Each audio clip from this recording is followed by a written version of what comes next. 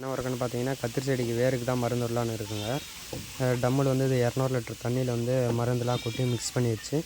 Mix பண்ணிவிட்டு அந்த side வந்து சார்ஜர் மோட்டரில் வந்து கனெக்ட் பண்ணி விட்டுருக்கேன். அதை வந்து வீடியோவில் காட்டுறேன் எப்படின்னு பாருங்கள்.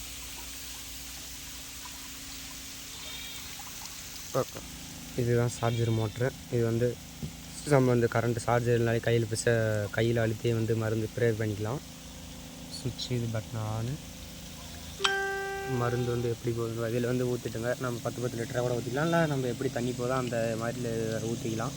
அந்த ஒயர் வந்து ஃப்ரேயர் ஒயரு சொட்டு நீர் ரோஸ் நம்ம போடுறதுலேயே ஒரு ஹோல்ஸ் போட்டு அதுக்கு மேலே கொஞ்சம் ஒயர் மாதிரி சொருவி இதில் வச்சு மோட்டரை வந்து நம்ம ஆன் பண்ணி விடணும். ஏன்னா தண்ணி வந்து அப்போ தான் போகும், மருந்து வந்து அப்போ தான் அதில் வந்து போகுன்றதுனால போகும்.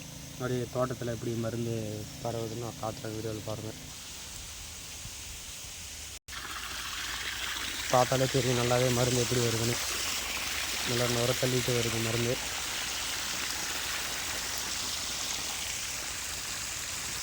தோட்டம் ஃபுல்லாகவே இப்படி தான் வரும். இன்னும் கொஞ்சம் செடி இழப்பெல்லாம் தடுக்கலான்னு தான் அந்த மாதிரி இந்த ஐடியா வந்து வந்திருக்கு.